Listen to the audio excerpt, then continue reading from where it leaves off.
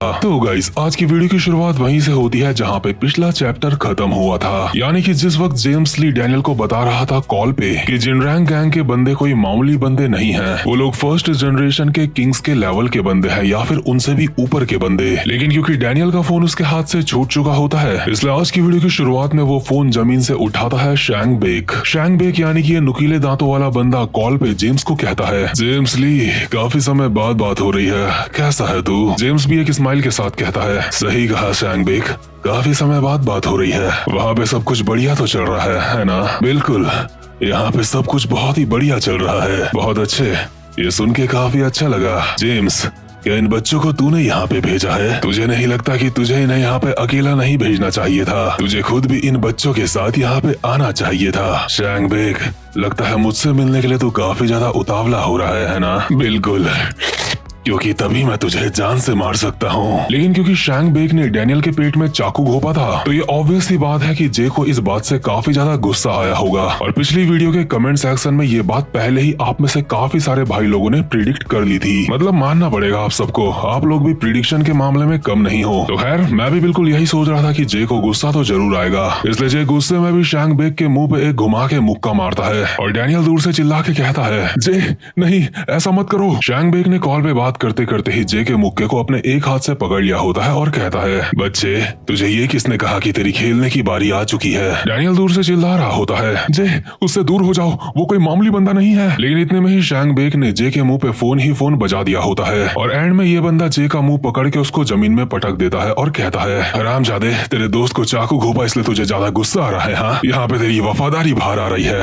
क्यों, सही कहा ना? जे अभी इतने ही हमलों में अनकॉन्शियस हो चुका होता है और शैंग बेक उसके सर पे अपना पैर रख के डैनियल को कहता है, अरे ब्रो, माफ करियो, तेरा फोन टूट गया। और ऑब्वियसली डैनियल इन सारी चीजों को देख के काफी ज्यादा गुस्से में होगा, इसलिए डैनियल अभी पूरी तरीके से शांत हो चुका होता है और शैंग बेक उसको देख के कहता है, अरे ये सब कुछ देख के तू ज्यादा भी मत डर जाइयो, मैं तुझे जान से नहीं मारूंगा क्योंकि तू अलाइड का मेंबर है। इसके बाद सीन शिफ्ट होता है और हम आते हैं हडसन और जैक ली वाले सीन पे, जहाँ पे बुशान के एरिया नंबर 1 के हेड्स इन दोनों से हार चुके होते हैं और अभी यहाँ पे जिनरैंग गैंग के 2 बंदे आ चुके होते हैं। इनमें से एक गोल्डन पंच वाला बंदा होता है और दूसरा सिल्वर पंच वाला बंदा, इसलिए मैं इनको यही कह के बुलाऊंगा। तो खैर, ये फर्स्ट जनरेशन सर्कल के बंदे यहाँ पे आ चुके होते हैं। इनमें से गोल्डन पंच वाला बंदा शिन आरिम के सर पे हाथ रखता है और कहता है, आरिम शिन, कोई बात नहीं अगर तुम हार गए हो। वैसे भी जब एक इंसान अपनी सारी की सारी उम्मीदें खो देता है तभी वो खुद को ग्रो कर पाता है। लेकिन तुम चिंता मत करो, यहाँ पे पूरा का पूरा हिसाब होगा। इसके बाद ये बंदा हडसन को कहता है, ए,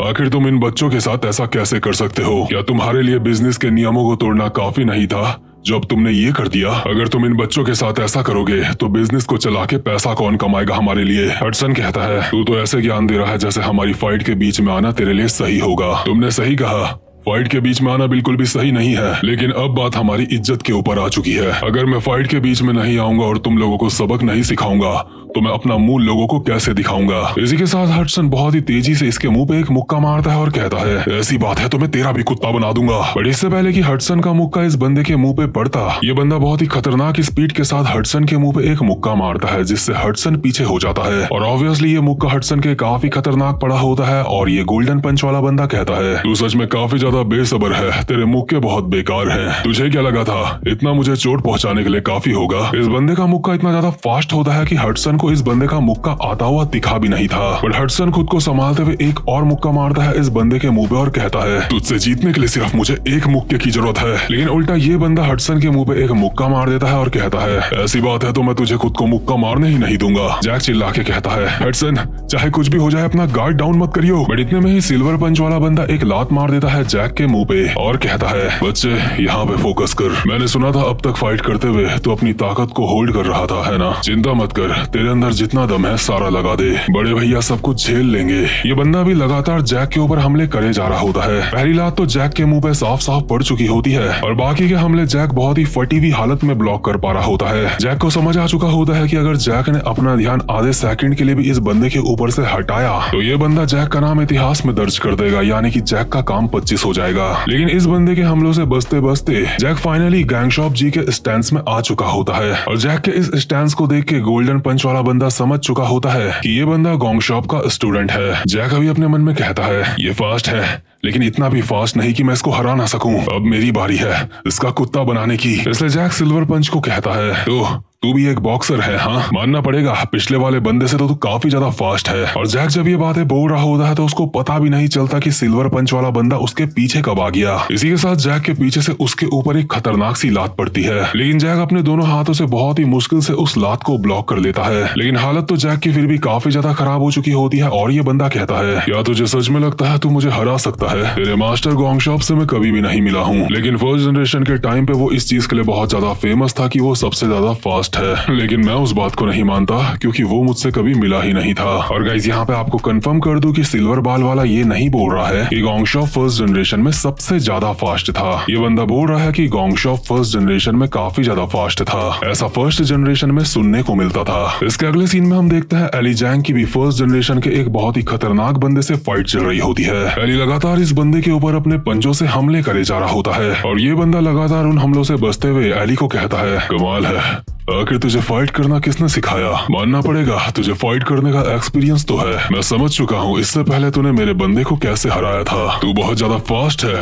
तू बहुत ज्यादा शार्प है, तेरी टेक्निक काफी ज्यादा इम्प्रेसिव है, इसलिए मैं एक सेकंड के लिए भी अपना गार्ड डाउन नहीं कर सकता। लेकिन फिर भी तू मेरे सामने बच्चा है। ये बंदा भी एली के काफी सारे हमलों से बच चुका होता है। इसके बाद एली अचानक से इसके पीछे आके इसके ऊपर अपने पंजे से खतरनाक सा हमला करने वाला होता है, बट ये बंदा बहुत ही स्पीड के साथ उल्टा एली के ही ऊपर हमला कर देता है, जिससे एली सीधा दीवार में जाके टकराता है। अभी दीवार की ईंटें इधर उधर बिखर चुकी होती हैं और इसके सिर्फ एक ही हमले से एली के शरीर पे काफी सारे कट्स लग चुके होते हैं। और ये बंदा एली को कहता है मुझे ये बात समझ आ चुकी है कि तू ताकतवर है, लेकिन तू मेरा सामना अब भी नहीं कर सकता क्योंकि मेरा सामना करने के लिए अभी तू काफी ज्यादा छोटा है। क्योंकि मैं फर्स्ट जनरेशन का वो इंसान हूँ जिसने फर्स्ट जनरेशन के खून खराबे को सरवाइव करा है। वो एक ऐसी जनरेशन थी जहाँ पे तुम बस मारोगे या फिर मरोगे, और वहाँ पे ना जाने मैंने तुझसे कितने ही बंदे देखे थे। इसी के साथ इस बंदे ने अपने दोनों ही पंजों से एली के ऊपर खतरनाक हमले कर दिए होते हैं, जिससे एली हवा में उछल चुका होता है और उसके शरीर से काफी ज्यादा खून निकल रहा होता है। मतलब सच में इन दोनों बंदों की काफी ज्यादा खून खराबे वाली फाइट चल रही है। इसके बाद हम वापस से दूसरे सीन में आते हैं जहाँ पे हडसन अब भी गोल्डन पंच वाले बंदे को मारने की कोशिश कर रहा होता है, लेकिन वो एक बार भी उसके मुक्का नहीं मार पाता। गोल्डन पंच वाला इसके सारे मुक्कों से बचते हुए कहता है ओए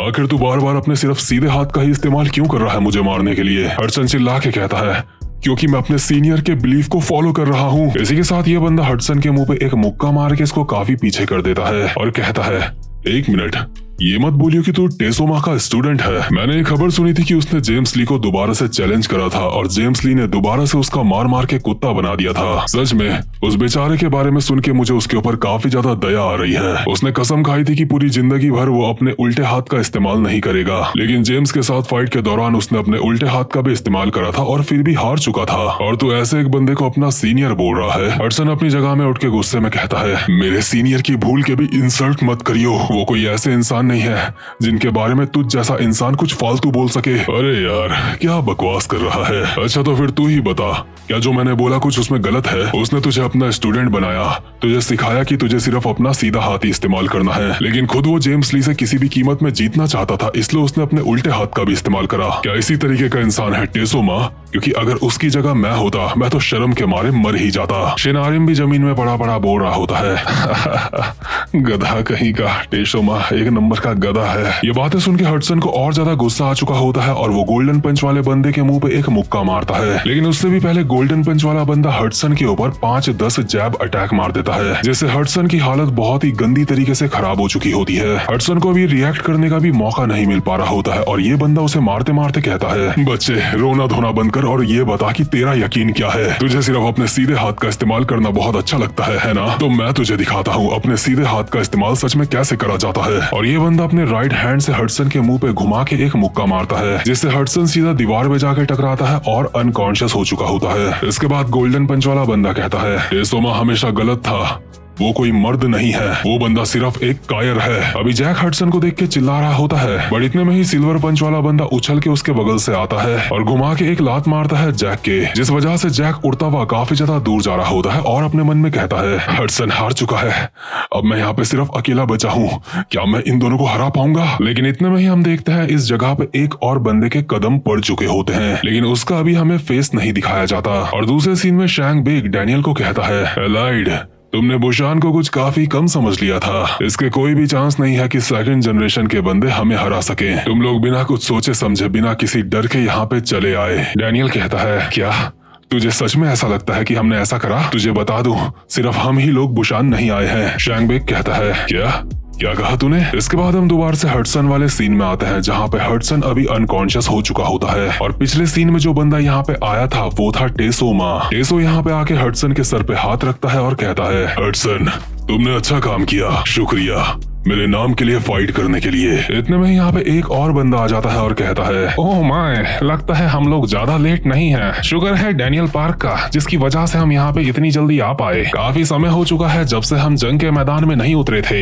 ये सच में काफी ज्यादा अजीब लग रहा है, ऐसा लग रहा है जैसे मैं अपने पुराने दिनों में वापस आ चुका हूँ। Excuse me, let me introduce my self, मेरा नाम है गोंगशॉप जी। ओह, मैं ये क्या देख रहा हूँ, एंशन वाला लौंडा तो पहले ही हार चुका है। मुझे तो लगा था बाद में चल के ये लड़का टेसोमा की जगह लेने वाला है, मतलब कि गोंगशॉप यहाँ पे टेसोमा को छेड़ रहा होता है और टेसो कहता है, मॉन्क, अपना मुंह बंद कर, इस वक्त मैं तेरे साथ किसी भी तरीके का खेल खेलने के मूड में नहीं हूँ। लगता है इसके दिल पे बात लग गई। वहीं अगले सीन में हम देखते हैं एली को। एली के शरीर में काफी सारे कट्स लग चुके होते हैं, पर उसके बावजूद भी एली के फेस में डर का एक निशान तक नहीं होता और एली खुद ही अपनी शर्ट फाड़ के तैयार होता है इस बंदे के साथ फाइट करने के लिए। इसलिए एली के सामने वाला बंदा उसको कहता है, ऐसा पहली बार हो रहा है कि कोई सेकंड जनरेशन का बंदा मेरे सामने टिका हुआ है अब तक, लेकिन इस बात से कोई भी फर्क नहीं पड़ता क्योंकि तू किसी भी तरीके से मेरे सामने ज्यादा देर तक टिक नहीं पाएगा। तो ठीक है, अब वक्त है तेरा खेल खत्म। इतने में यहाँ पे जैगियोन ना आ चुका होता है, जिसके हाथ में एक ईंट होती है और वो गुस्से में कहता है, वहीं रुक जा, सबसे पहले मुझे ये बताओ, ये ईंट मेरी कार के ऊपर किसने फेंकी? मैंने साफ साफ सुना था कि इस तरफ फाइट चल रही थी और ईंटें गिरने की मुझे आवाज भी आई थी। मुझे घंटा फर्क नहीं पड़ता कि तुम लोग यहाँ पे लड़ो या फिर मरो, लेकिन तुम लोगों को मेरी कार नहीं तोड़नी चाहिए थी और मैं ये सब और ज्यादा बर्दाश्त नहीं कर सकता। जिस किसी हरामजादे ने मेरे कार पे ये ईंट मारी थी, खुद ब खुद मेरे सामने चल के आओ। और इसके अगले सीन में शैंग बेग डैनियल को कहता है, कमाल है, ये काफी ज्यादा कमाल की बात है कि तुम हमारे खिलाफ फर्स्ट जनरेशन के बंदे यहाँ पे लेके आए हो। तूने मुझे बताया कि यहाँ पे फर्स्ट जनरेशन से हमसे फाइट करने के लिए कौन कौन आया है, लेकिन यहाँ पे तुझे बचाने के लिए कौन आने वाला है? तुझे कुछ ऐसा बताता हूँ जिससे तेरी उम्मीदें टूट जाएंगी। अगर तू सच में मुझे हराने की सोच रहा है तो तुझे यहाँ पे कम से कम जिचैंग क्वैक को तो लेके आना चाहिए था, तब जाके कोई उम्मीद बनती की तो शायद मुझे हरा सकता था। लेकिन इस बंदे ने जे की जो हालत करी है, वो हालत देख के डैनियल काफी गुस्से में होता है और कहता है, यहाँ पे कोई नहीं आ रहा है, अगर कोई आता भी तो मैं उसको आने से मना कर देता, और अगर फिर भी कोई आ जाता तो मैं उसको कहता कि पीछे खड़ा होके बस देखता रहे, क्योंकि शैंग बेग, तुझे मैं अपने हाथों से मारूंगा।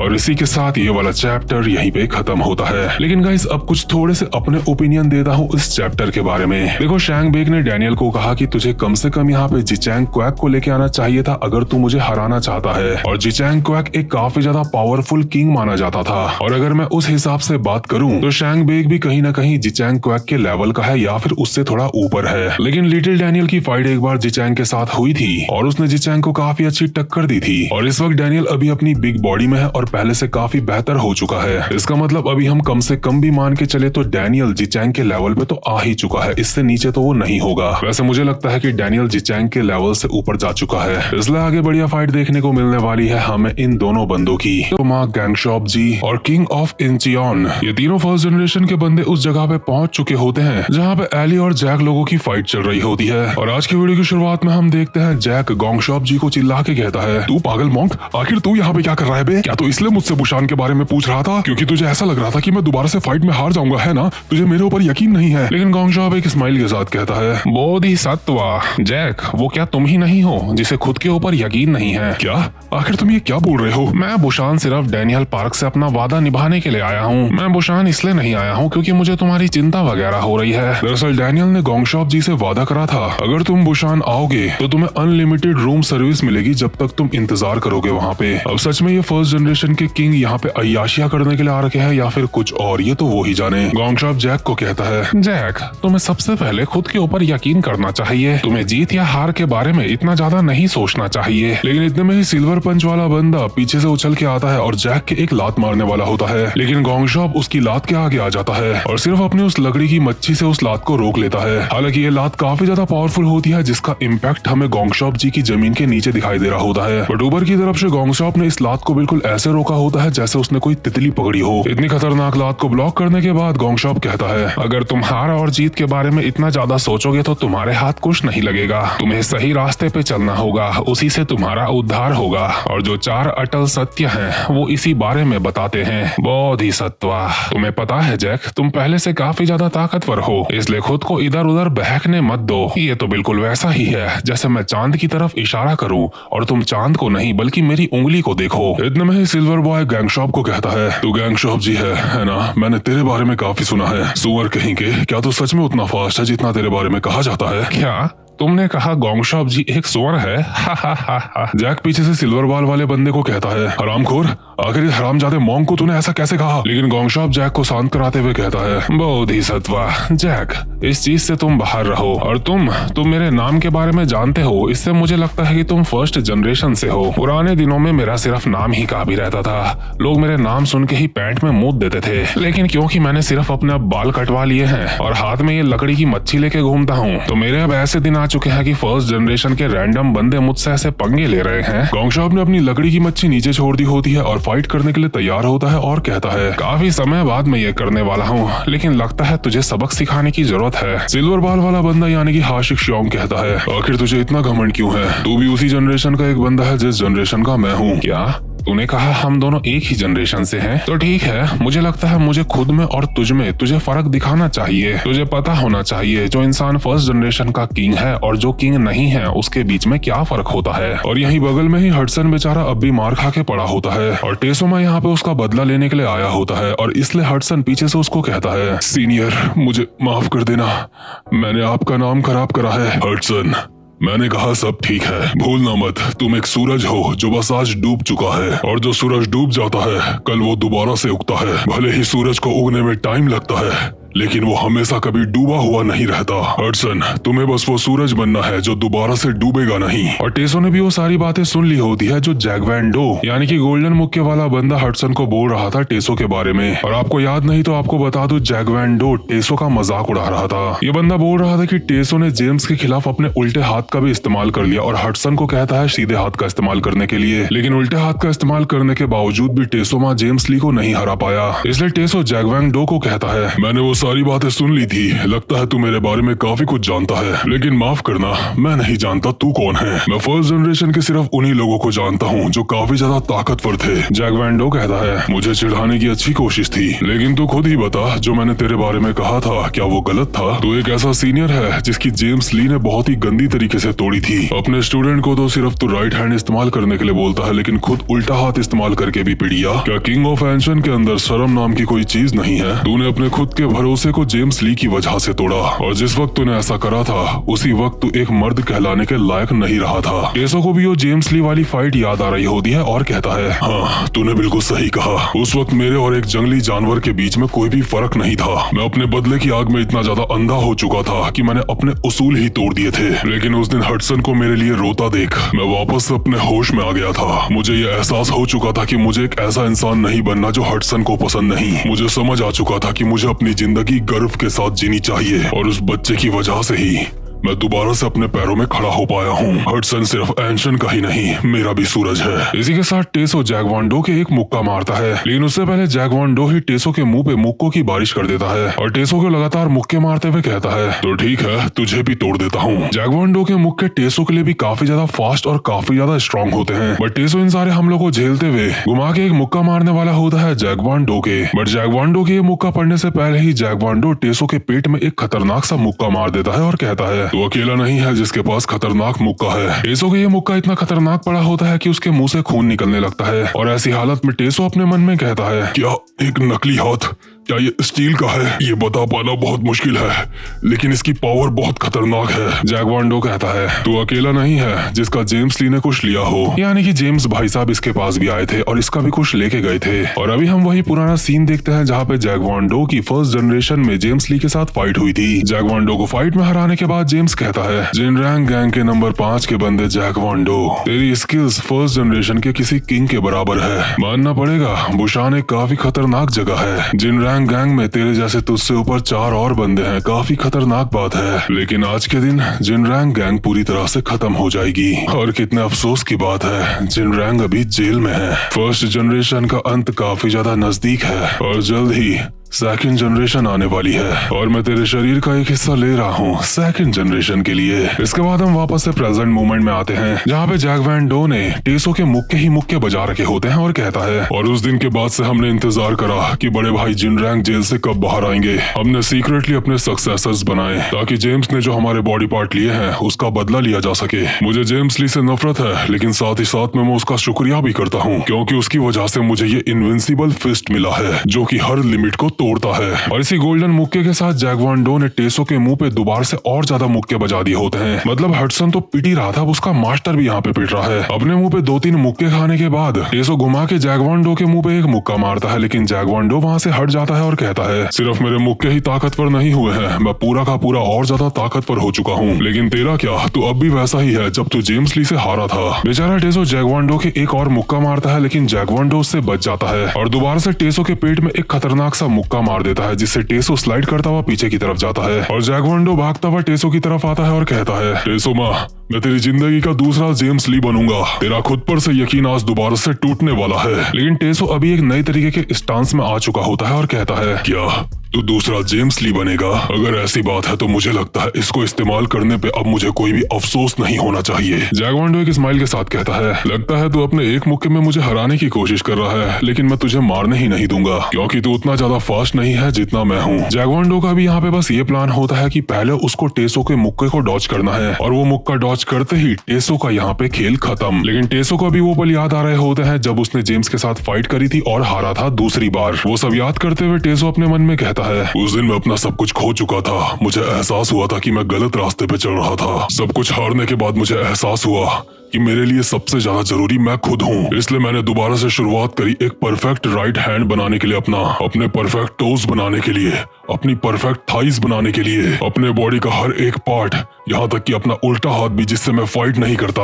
मैं अपने इन सारे बॉडी पार्ट्स का इस्तेमाल करूंगा अपने राइट हैंड के लिए। और अपनी सारी ट्रेनिंग से मैंने वो सिंगल डेडली स्ट्राइक हासिल कर ली है जो कि स्ट्रेंथ और स्पीड का मिक्सचर है, द अल्टीमेट फिस्ट। इसके बाद हम वापस से प्रेजेंट मोमेंट में आते हैं जहाँ पे जैक वॉन डो टेसो को कहता है, तेरे मुक्के को डॉच करने के बाद मैं तुझे खत्म कर दूंगा। टेसो कहता है, नहीं, तो इससे नहीं बच सकता क्योंकि मैंने ये मुक्का जेम्स ली के लिए तैयार करा था। और इसी के साथ जैक वॉन डो के एक मुक्का पड़ता है और वो सीधा जमीन में जाके चिपकता है। जैक वॉन डो बस एक मुक्के में ही नॉकआउट हो चुका होता है और टेसो कहता है, तूने कहा था जब जेम्स ने तेरा फिस्ट लिया था तो उसके बाद तू और ज्यादा ताकतवर हो गया, लेकिन तू गलत है। सच ये है कि उस वक्त तूने अपने आप में हार मान ली थी और जो इंसान खुद के ऊपर ही हार मान लेता है वो किसी से भी नहीं जीत सकता। और इस बात का एहसास मुझे अभी अभी हुआ है। यहाँ का सारा खेल खत्म होने के बाद हम देखते हैं किंग ऑफ एंचियन को, जो कि एली और फर्स्ट जनरेशन वाले बंदे को कहता है गुस्से में, जिस हरामजादा ने ये ईंट मेरे ऊपर फेंकी है खुद ब खुद चल के बाहर आओ। हरामजादो, तुम में से ये ईंट किसने फेंकी है? एली फर्स्ट जनरेशन वाले बंदे की तरफ इशारा करके कहता है, ये रहा, इसने फेंकी भाई, मुझे कुछ नहीं पता। खैर मजाक कर रहा हूँ। एली ने भी फुल स्वैग में कहा होता है, वो ये था,